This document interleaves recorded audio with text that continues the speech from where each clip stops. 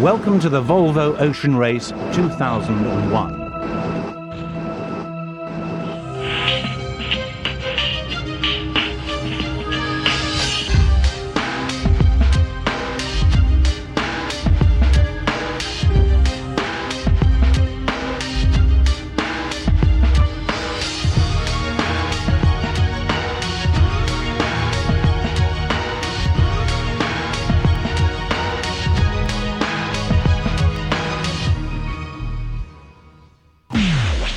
If you go back to the first race in 1973, I mean, it's a long, long time ago.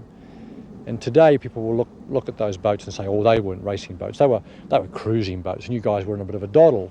Not so. Times were different then. Ocean racing was different. You know, no radar, no GPS, no internet, no nothing. So you went to sea, and you found out who won the leg of the race when you got to the next port. It all began in 1973 as the Whitbread Round the World race, when 17 boats left Portsmouth, England, to sail 27,000 miles around the globe, stopping at various ports before returning to Portsmouth for the finish. Stand by, I've got 1 minute, Scotty. No problem, start going up. 10, 9, 8, 7, 6, 5, 4, 3, 2, 1. Go, go, go. 7 races on, and what started as an adventure is now the Volvo Ocean Race. Professional crews at the pinnacle of their sport, racing flat out over 9 months. 9 legs, 33,000 miles, and this is the route they took. The first half of the race comprises just 3 legs. Leg 1 taking the fleet from Southampton to Cape Town. Then across the Southern Ocean to Australia, where they joined the notorious Sydney to Hobart race before going on to New Zealand. Leaving Auckland, the boats head deep into the Southern Ocean, rounding Cape Horn to enter the relative safety of the South Atlantic on their way to Rio. America beckons, with stops in Miami and Baltimore, before the dash for home across the Atlantic to La Rochelle, Gothenburg, and the finish in Kiel. But what exactly is it that makes these sailors leave their families and friends to risk everything to race across the world's most treacherous oceans? You're scared, and tears are coming, you're so scared you almost freeze up, but at the same time you have a smile on your face. You'll be probably frightened at times, scared, worried. You'll hate it. You'll absolutely despise the fact that you're involved. And when you get to the finish, you'll know why, because there's nothing like it. It gets in your blood and you can't get rid of it. And we pay tribute to yachting legend Sir Peter Blake. In 2001, he was tragically murdered when on an expedition to the Amazon. He sailed 5 Whitbread round the world races, winning on Steinlager 2 in 1989. As months of preparation finally came to an end, the 8 crews said goodbye to loved ones, their hopes and dreams about to be tested as they left for the start line in Southampton.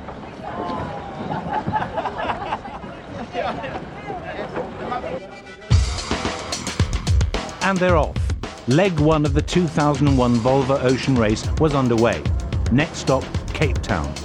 Ama Sports 2, led by Brit Lisa MacDonald, was in trouble just seconds after the start, with a ripped spinnaker.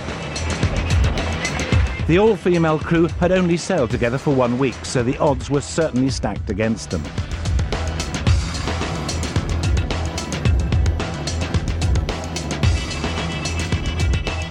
But off to a better start was Sweden's Asa Abloy, with Dutchman Roy Heiner at the helm.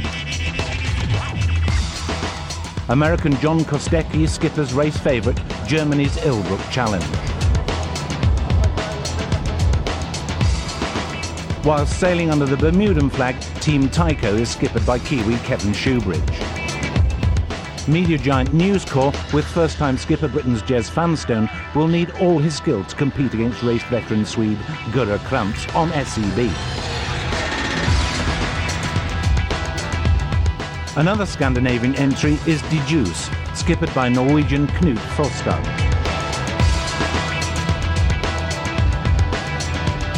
He looks forward to renewed battles with Grant Dalton on Ama Sports 1.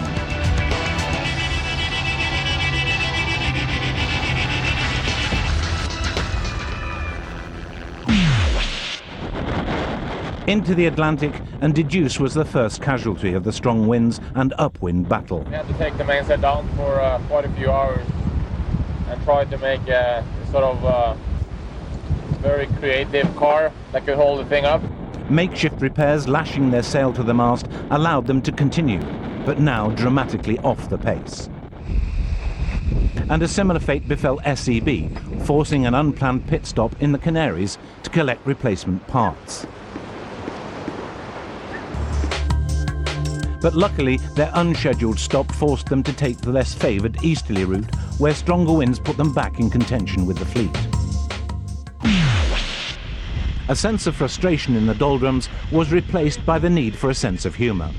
In age-old tradition, sailors crossing the equator for the first time were obliged to suffer the rituals and indignities of King Neptune and answer for their misdemeanours.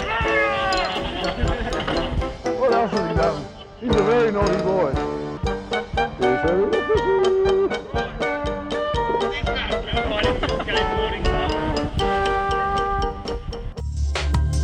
2,000 miles to go, and it was by now a real cat-and-mouse race with the top 5 all in contention, whilst the back markers were 5 days behind schedule and contemplating the need for food rationing. Assa Abloy were also in trouble. Navigator Mark Rudiger made a crucial decision to go east, which was to cost them dearly. There's no doubt about it, everybody's gutted. We'd spent, I think, 2.5 weeks of hard sailing, very hard sailing, and we'd worked our way into what seemed to be a pretty comfortable second place. We thought we'd done all the difficult tactical parts of the race, and we felt, you feel robbed. It is sailing and these things happen, but there's like a deathly silence over the boats for the best part of 12 hours probably, and everybody's pretty upset. But skipper Roy Heine remained positive, knowing nothing of the drama that was to unfold in Cape Town. The last week saw the exceptional ocean racing skills of Ama Sports 1's Grant Dalton lead into Cape Town, only to be overtaken by the slick crew work of Ilbrook right on the finish line.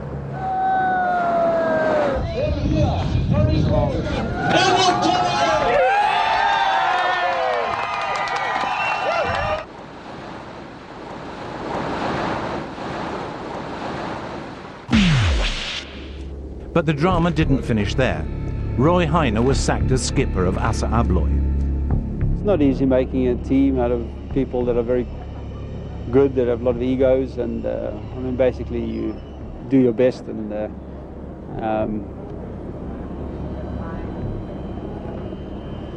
that's how the cookie crumbles, I guess. I need to go and sit on top of a mountain because I have to reflect on myself as well, I think.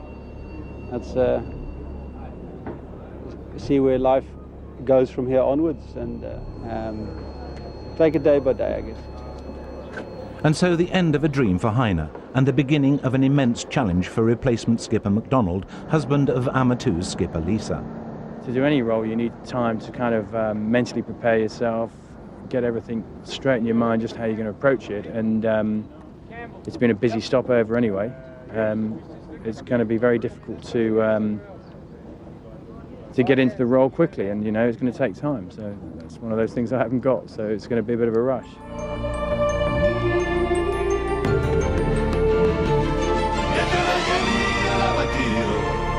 With crew changes made, boats repaired and teams revitalised, the 8 boats left Cape Town for leg 2 to Sydney to face the first Southern Ocean crossing. 8, 7, 6, 5, 4, 3, 2, 1. Go!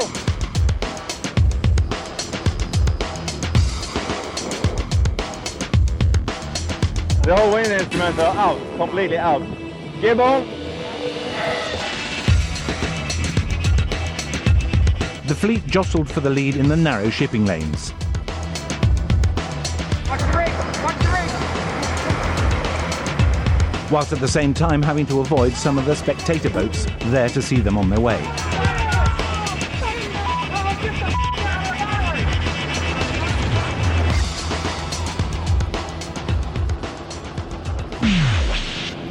But it wasn't long before problems struck. Ilbruck were forced to call rival SCB for assistance when their boat started taking water on board and they realised that they were sinking. Hey, do we want that much water coming back in yet? Yeah, it's all right. We're keeping up no problem right now. Down to the door. The problem was solved and all on board were safe, but this was to set the precedent for leg 2, the disaster leg. Next to suffer was Tycho. A damaged rudder resulted in retirement from the leg. It's highly unlikely that we'll be doing any more racing in this league, that's for sure. It's more of a situation now of not risking the boat or risking the people. So incredibly disappointing for us all here on board, and reality sort of sunk in a little bit this morning.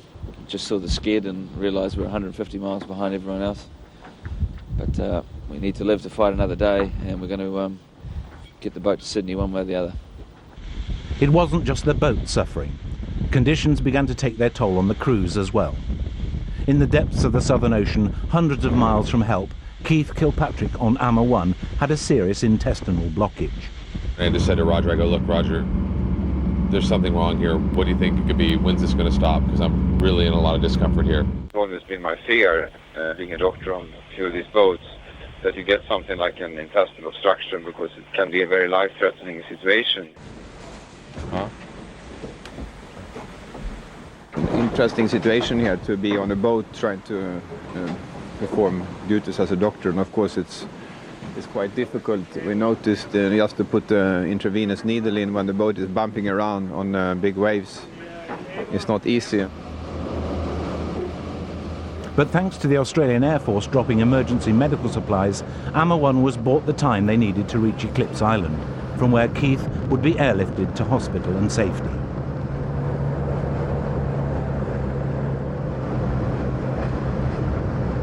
Meanwhile, another crucial tactical blunder from Assa Abloy. Off the southern coast of Australia, as they took the northern route round King Island, they dropped from 3rd to 6th, leaving Ilbruck to win the race into Sydney, followed by SEB and News Corps.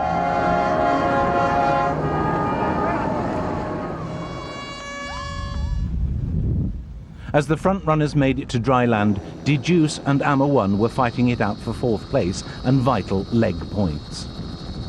But within sight of the finish line, a massive broach left Amma 1 floundering, the crew fighting to right the boat. Just like bodies everywhere, bodies in the water, spinnaker under the boat, spreaders in the water, mast in the water. It's just utter carnage. Having been thrown around the boat, it was a mortified Grant Dalton who was stretchered off the boat with suspected broken ribs. Hi, this is... Yeah, I'm fine. What I'd like to say is this is highly embarrassing.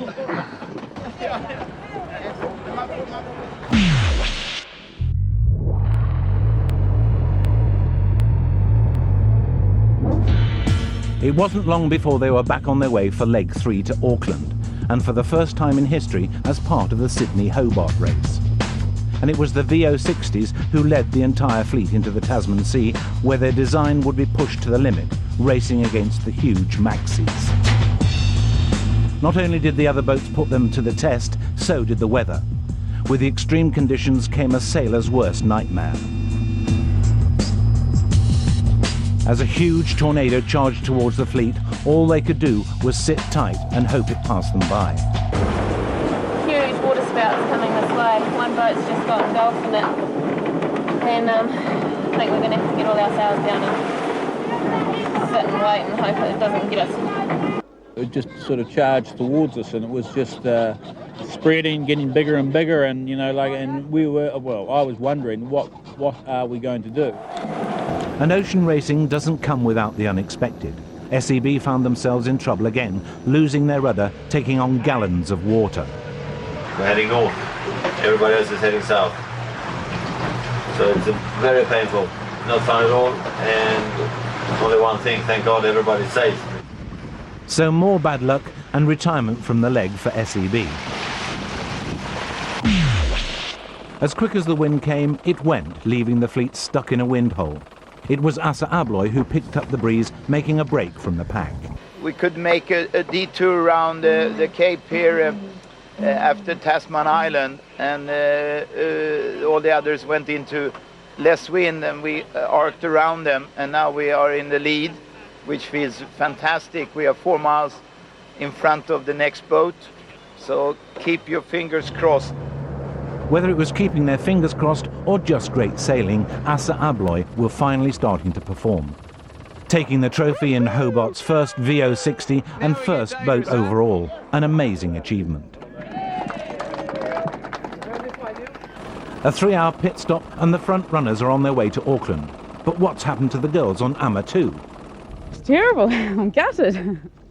But as we were coming in, the boys were going out, and for every metre we go this way, they're gaining 2 that way. So it was devastating, yeah. And once on shore, close inspection revealed more rudder damage. It's not pretty. We probably won't make it to Auckland. And so a 3-hour pit stop turned into 1.5 days, leaving a gutted Lisa MacDonald once again at the back of the fleet. Having more success was Assa Abloy, although not such a good day for crew Magnus Olsen. An injured back confined him to the galley. Cooking obviously not his strong point. Look at the water, gas is coming out everywhere, and I have no control over it. Do you want me to pass you a match, Magnus? No, that we're going to blow up. The boys are waiting for a good dinner, and I don't even have gas. It's a disaster. But this didn't stop them, and glory couldn't be taken away from Assa Abloy.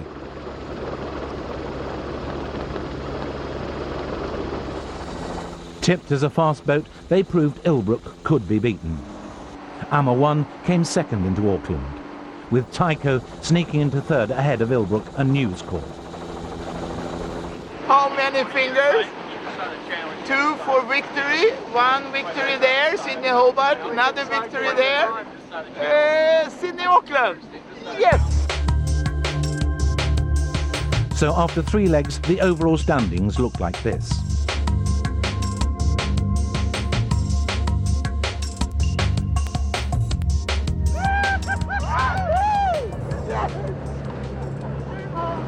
Fantastic. Oh, I can't talk, mate. Rudy. You're a beauty, mate. I'm going to be living off this for the rest of my days. Halfway around the world. 10 months since I've been home. And, wow, what a feeling. What an amazing feeling. I never dreamed, not 1 second, that this could happen.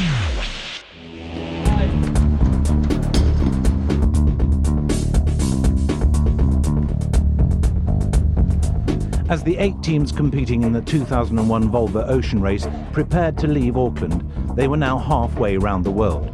But with 6 legs to go, the race was still wide open. The tactics now began to change. The tropical conditions on leg 5, Rio to Miami, brought erratic winds and thunderstorms before the first of the sprint legs from Miami to Baltimore. But before this lay another 2,000 miles of Southern Ocean, icebergs and Cape Horn.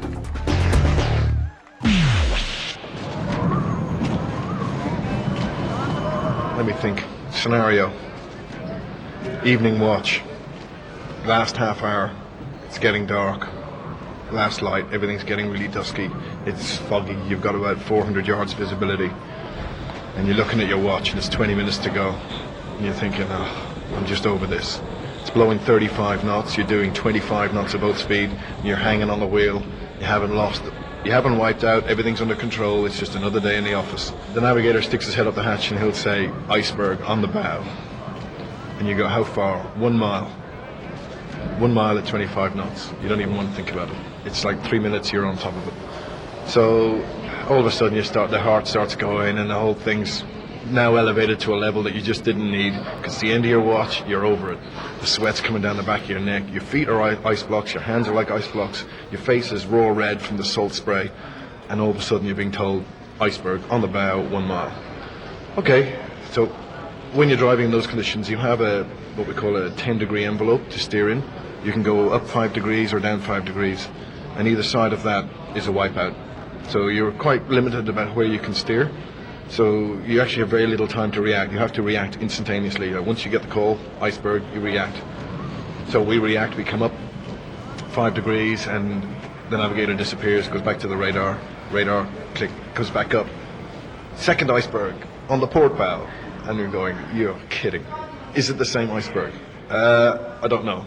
Danny goes, the clock's ticking. Now you're within a minute of basically arriving in this scenario, and you're actually not sure whether these 2 blips on the iceberg, on the radar, is 1 berg or 2 bergs. Is there a gap between them? How big is the gap? And all of this, all you have is 400 or 500 yards visibility in front of you. It looks like somebody just frapped an iceberg right in your path, and it's all come out in assorted icebergs. And you have a guy stands up on your shoulder, and he calls you up, down, and you basically drive through this pack ice, picking out the big bits to miss. All the time in your mind, you kind of remember somewhere somebody in school kind of told you how much ice there was under the water, but you can't remember how much, and you don't want to. 80% of it's under the water. And you look at your watch, and there's 5 minutes before the end of your watch, and you're thinking, I'm over this. I just do not need this in my life. And all the time you're doing 25 knots, the hammer's down fully, you're just going.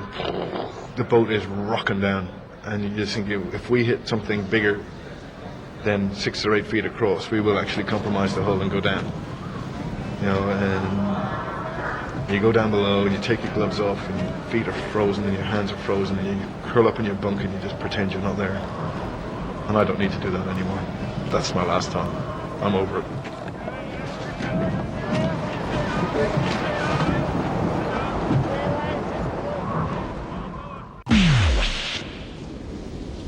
And they were right to be nervous.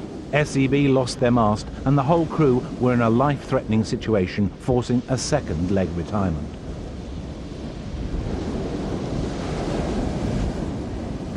No squall came in, just wildly knocked us over. The hit was about 47 knots, and the boat got a second hit and just spun out with the angle in the waves. There was no way of controlling it, and you can just feel the boat heeling over the wrong way, getting taken by a quarter wave on the stern, or you hear the loud bang down below, and the noise and the crush of carbon fiber, and the mast falls down, and the water just flooding down the companionway as the boat heels over. The feeling then I had was that, you know, what's going on deck? Is everybody there? All of a sudden, the least important thing in my life was Volvo Ocean Race. People hanging onto things under the water, gasping for air, and of course, being responsible for the whole package out there, it was just a terrifying, horrible feeling. Head count, everybody's there, and that inside sigh of relief is something I'll never forget. Never.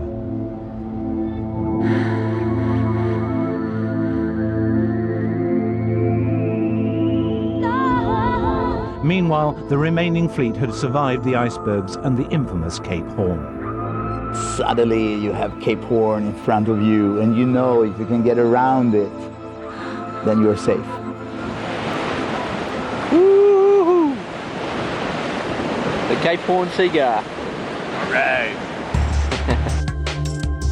Round Cape Horn and Amma and De Deuce opted to head east around the Falklands, whilst the rest of the fleet chose the more direct westerly route. Time would tell who was right.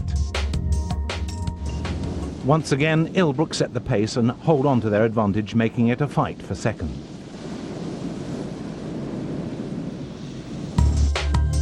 Just over a day from Rio, in fickle winds, De Deuce split from Tycho, Assa and Amma Sport won. An inspired move which gave the Norwegian team their first podium finish, leaving a fight for third.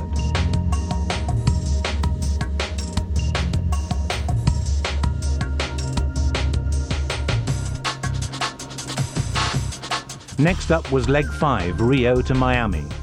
The 4,500-mile leg took them up the coast of Brazil, through the doldrums and over the equator for the second time. With thousands of miles and varying conditions, the fleet stayed close with Tycho, Assa Abloy and Ilbrook, all up for top spot. 3,000 miles sailed, 1,000 miles to go. Might as well have started yesterday. The fight went right down to the wire as the crews sailed relentlessly through the night. Assa and Ilbruck were separated by just 100 yards, and with exhausted crews, it was a battle of will to the finish. But Assa Abloy took first, establishing them as Ilbruck's main opposition. Miami to Baltimore was the first of the sprint legs. Inshore racing tactics were the key, and 3 days of racing meant constant and sleepless sailing. But the biggest challenge of the race was the Chesapeake Bay, where fickle tides, fluky winds and thousands of lobster pots to dodge were to add to the pressure. News Corps and AMA 1, who had poor results in the last leg, were vying for first place in light winds, while Assa Abloy made up ground to catch Ilbruck in a fight for third. But it was News Corps who proved to be the final winner, securing their first leg win.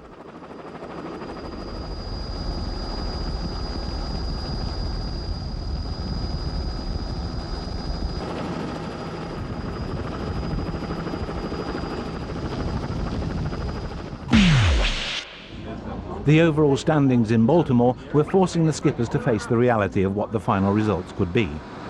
For De Juice, 2 more 7th positions in legs 5 and 6 were beginning to weigh down the crew.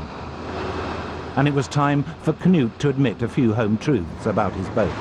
With our boat, it's not fast enough reaching. That's clear, because we know we have a pretty good sail program. We have same designers as News Corp. We have good sails, that's no doubt about that. And we have good crew that works like hell, and the boat is not fast. For News Corps, inconsistent performances up to Miami prompted Ross Field to step down as co-skipper, handing the reins to Jez Vanstone, who took them on to a much-needed win in Miami. I think the relief is only just setting in, and I think the elation will follow. Also underperforming with 2 retirements in earlier legs and a collision with Ilbruck after the start of leg 5, SEB was in a precarious position. A race committee protest on arrival in Miami could have cost them their whole campaign, as under race rules, a team must retire if they sustain serious boat damage. But this time the Swedes were lucky. The decision was in their favour and their 4th place confirmed. Had we been disqualified or 5th place, which is in this case the same thing, this whole race would have been over totally for us. Now we have a 4th place, 2nd place and a 6th, and we can still go for maybe even a podium finish. And at this stage, Assa Abloy's tactics were now clear, matching Ilbruck move for move. Yeah, Assa Abloy have been sailing us all over the ocean today. Really been quite frustrating. They've been taking us both out, slowing themselves down, slowing us down. And really I can't see their tactics with 4,000 miles to go. It's a bit early for that sort of carry on. Assa Abloy's continued success with a 2nd leg win in Miami and beating Ilbruck into Baltimore was really putting the pressure on John Kostecki, and their lead was seeming less secure. You see everybody, it's totally copied our sail program. Everybody more or less has the same type of sail inventory that we have. So they've caught up there, but we've always been a little bit slower downwind in light air. Leg 1 we showed that weakness, and so far we haven't really had a whole lot of that condition so far, but we did on this leg, and so it hurt us. Not helped by a disastrous start out of Miami, Ilbruck crossed the line early, and in a rare moment, Kostecki vents his frustration. Run her off! Run her off! Jesus Christ! Need the boat handle, guys. Disaster for some meant brief glory for the girls, as Lisa MacDonald led the fleet ahead of her husband on Assa Abloy. It's all worked out beautifully for us. There's my wife just in front of us holding us up. But it was short-lived for the girls. They soon lost their lead and once again brought up the rear into Baltimore. Not the only one losing his cool on these 2 legs, you wouldn't want to be on AMA 1 when the position reports came in. Grant Dalton, certainly not known for hiding his feelings. Very ugly, incredibly ugly. Lost 9 miles. Mate, that was a bad one.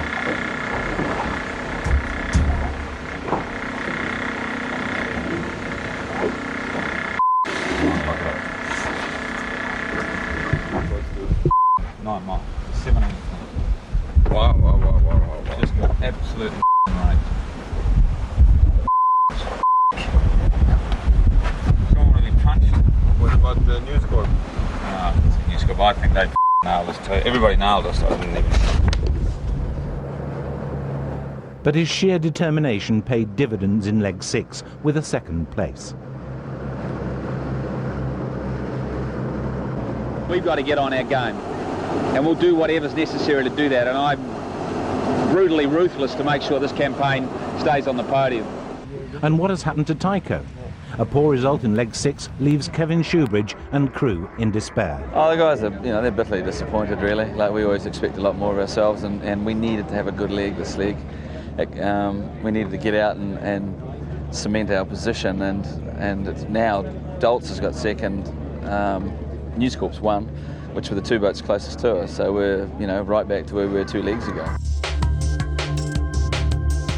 So with only 3 legs left to go, here are the overall standings.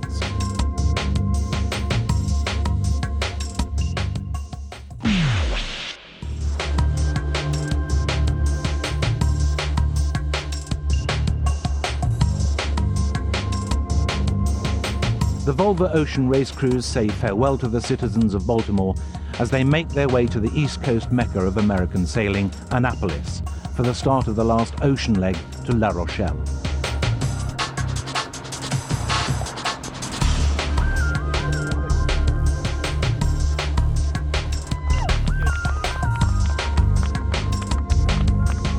With only 3 legs left, success here is critical and the tension is building. No one can afford to make any mistakes. I'm really nervous. I was nervous last leg, but this is even worse. I don't know what's happening with me. This must be about leg 40 that I've done over the years, but I always get really nervous. In fact, I don't know, I'm almost more nervous as we go through the legs, closer to the end of the race, because I know there is no recovery now. There's not enough legs left, so we have to have a good one. I'm looking forward to it a lot. It's going to be a lot of wind in the beginning. That's good for us. We need a lot of wind. So look, it's cold and wet and everyone's complaining, and I love it. It's good. It's awesome. I know, transatlantic's great. I'm excited. I've got butterflies. We've got a big weather forecast for the next 12 hours at least, but I'm excited.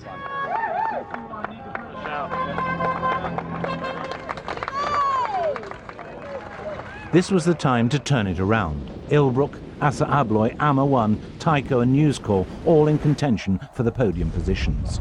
And the key to winning the transatlantic leg was picking up the Gulf Stream as quickly as possible. This conveyor belt flows at anything up to 10 kilometers per hour, resulting in record-breaking speeds for 3 boats. Doing about 20 to 26 knots.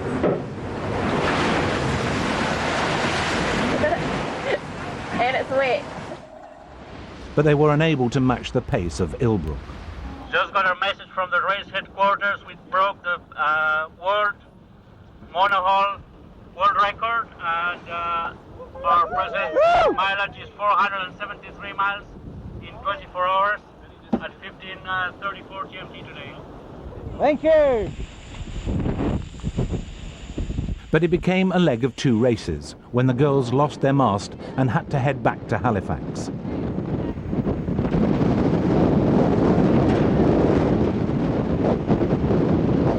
Just look up and it's the most depressing, unbelievable thing that can happen to you in a yacht race. All the crew is very well, everyone's safe, no one is injured, so we're very lucky that it did happen in the conditions it did.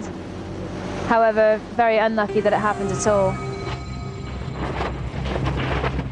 With the boat shipped from Halifax to the UK for repairs, it became a race against time to reach the start line in La Rochelle. It's such a huge drive, in your tummy, in your stomach, in every muscle. You just want to be on that next start line.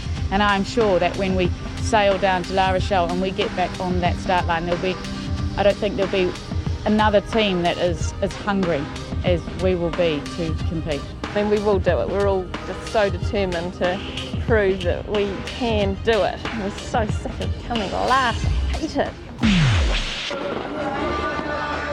Whilst the girls waited to step their new mast, a second world speed record from Ilbrook secured them first place into La Rochelle. Everything worked out perfectly for us. We had the perfect weather and everything clicked. What an incredible leg. Great, pressed up, fast sailing. Probably one of the fastest legs ever in the Volvo and obviously in the Whipwreck as well. Assa Abloy keeping up the pressure on Ilbrook, finishing second. Whilst Tycho returned to form in third place. We were in the hunt for second, but in the end we just didn't have enough horsepower really. Assa just sailed past us. Still pretty happy to be here in third, that's for sure, and especially with news back in sixth. Hopefully SEB will do a job on Dolts and then the whole thing's on again, which is good.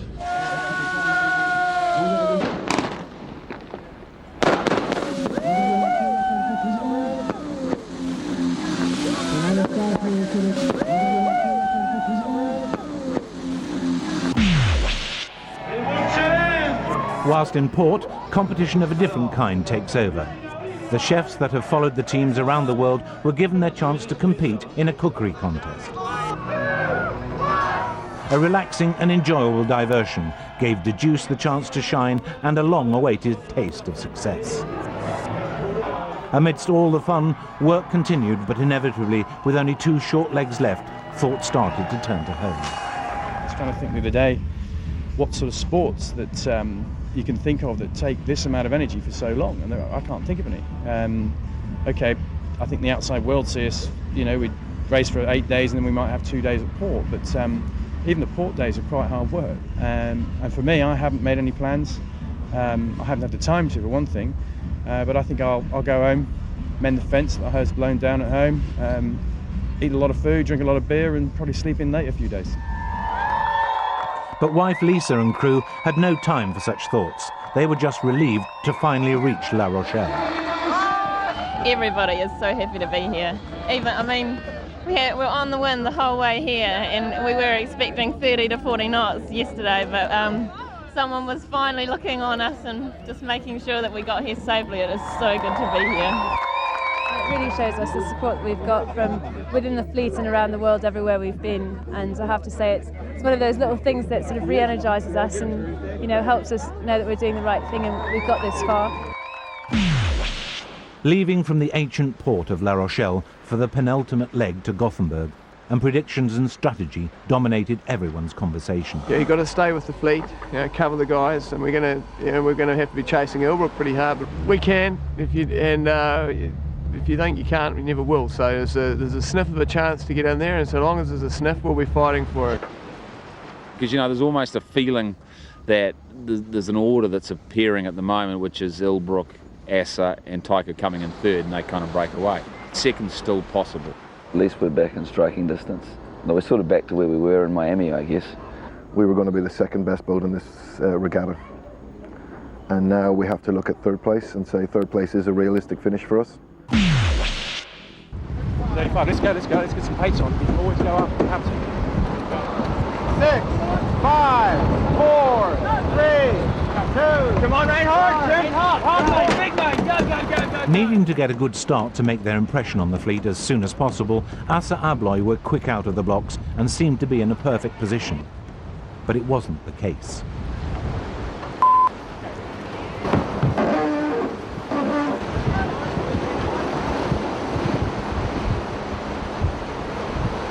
Got to get it off now. Okay, you ready here? Yeah. Try going head to wind, and then somebody might have to go over if it doesn't come off.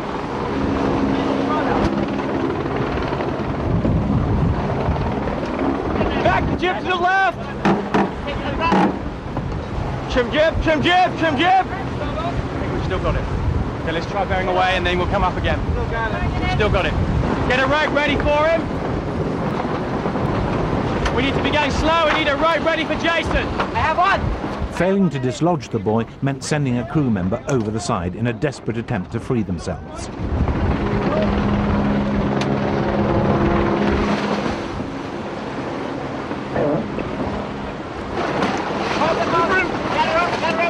Run is clear, must be on the kill.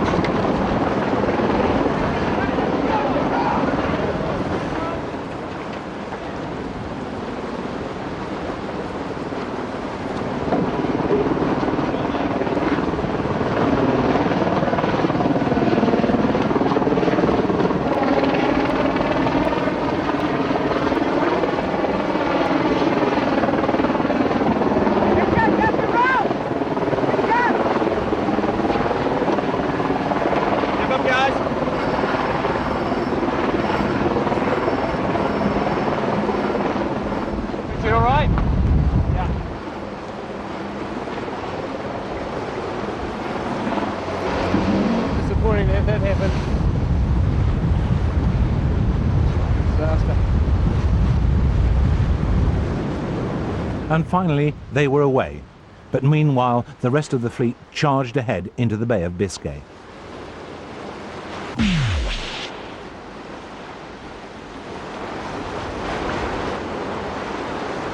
In big seas, the racing was close, with AMA 1 setting the early pace.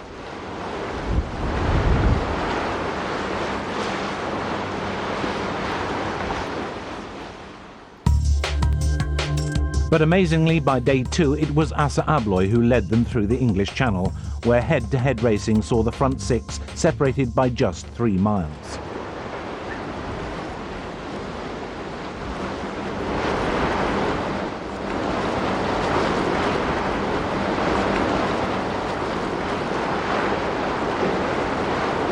But such close racing was not to the benefit of everyone.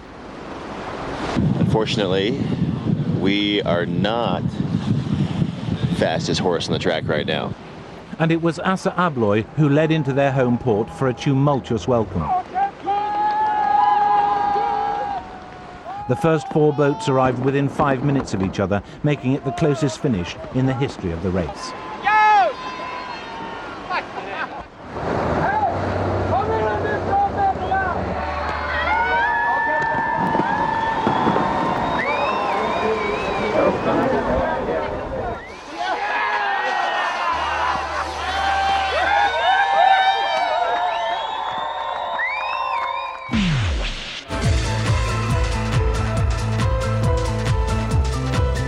It was hard to believe that after 32,000 miles of sailing, that the last 250 miles to Kiel would decide the top 3 places in the 2001 Volvo Ocean Race.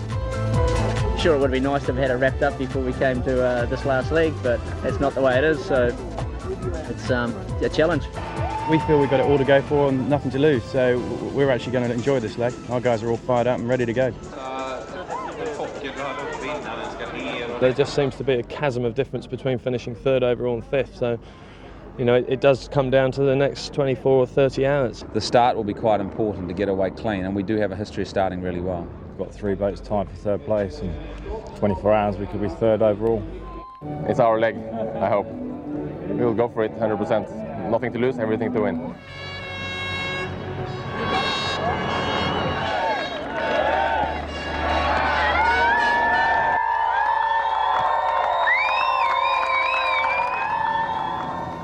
In a carnival atmosphere, Gothenburg turned out in their hundreds of thousands to bid farewell to the 8 crews who had given their all to win this, the world's premier ocean race. You got a job better than that, guys. Bring it down, And by the time they reached Anholt Island, the fleet split, with SEB, Tycho and News Corps going to the west, the others choosing an easterly course. With only 4 miles covering first to last, which side would pay remained to be seen. We're staying on the eastern side at the moment, aiming for the eastern side of the island, with Assa, the husband, A1, the boss, and the Pink Dragons. I think Ilbrook is somewhere up ahead in the middle, and anything can happen. And it did. All the yachts on the west of the course were losing out. SEB, News Corps and Tycho saw their early gains disappear. The wind died completely, forcing them to drop anchor to stop going backwards. Meanwhile, De Juice led the fleet 6 miles ahead of Ilbrook, with Assa Abloy in 3rd. Amersports 1 and 2, 17 miles behind the leaders, were neck and neck in 4th. But it was De Juice who gambled everything with a 9-man crew and saved the best till last. With the finish line now in sight, thousands of spectators willed them towards their first leg victory. Good to win the leg. Good to win the leg. Very good. The best finish you can possibly, theoretically and practically have.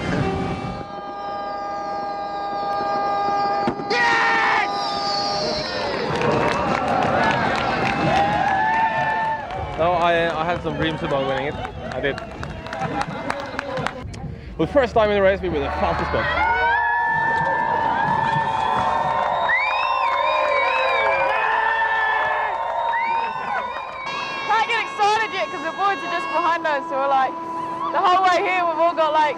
your next one turning around. The girls on Ama Sports 2 also saved their best for last, not only coming fourth, but in doing so beating their teammates on Ama Sports 1.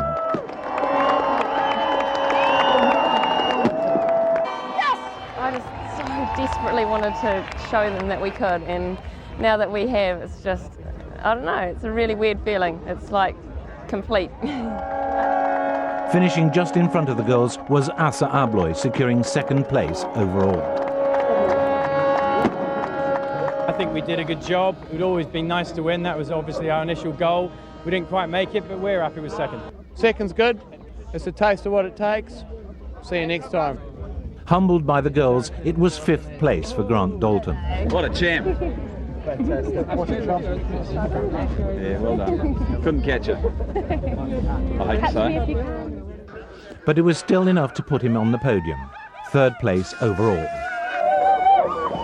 Third's not first, but it's pretty good. I mean, we sort of reflected on it over the last few miles when we were coming in, when we realised we were going to be in third place, and I think from where we've come from, this time a year ago we didn't even have a boat, and trials and tribulations, I think it's just fine. With the podium positions filled, this left SEB, Tyco and News Corps to ponder what might have been. It's going to take a while to get over this. There's so many people fighting so hard with such a good project, and somehow it just did not get go our way with all the problems that maybe affected us somehow. We didn't know. We will find out later on. But it's definitely way below our own expectations and ambitions.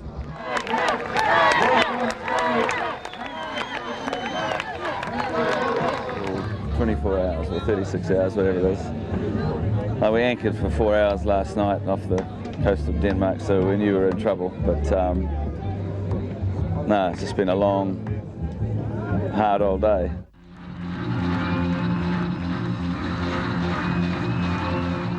It's probably the most depressing 36 hours of our yacht racing careers, but as I said, it's been 9 months of fun and excitement and sheer joy to sail with these guys, and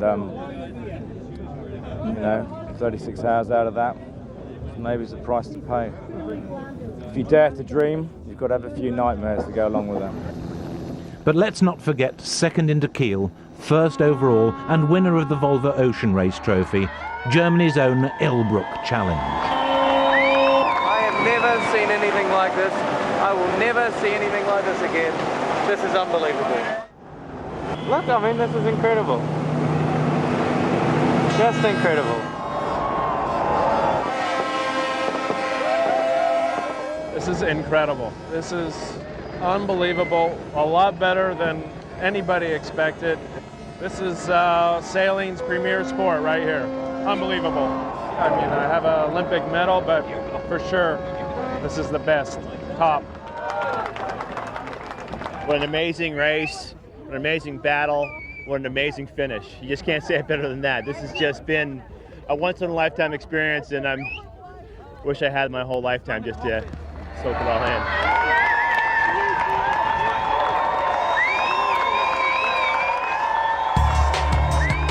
The final results then. First, Ilbruck Challenge. Second, Asa Abloy. And third, Ama Sports 1. That's it for now, but the Volvo Ocean Race will be back in 2005.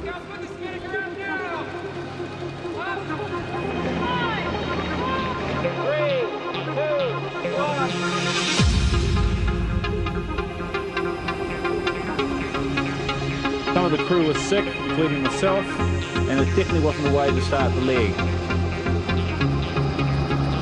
I wouldn't have thought it was going in my arms. Run forward bulkheads are both full water. It's just utter carnage. 50 knots in the Southern Ocean is about the max I'd ever like to see. It's really surreally awesome. Yeah, iceberg, iceberg, iceberg, iceberg, iceberg, iceberg. I've never seen anything like it, and I fully intend to never see anything like it again for the rest of my life.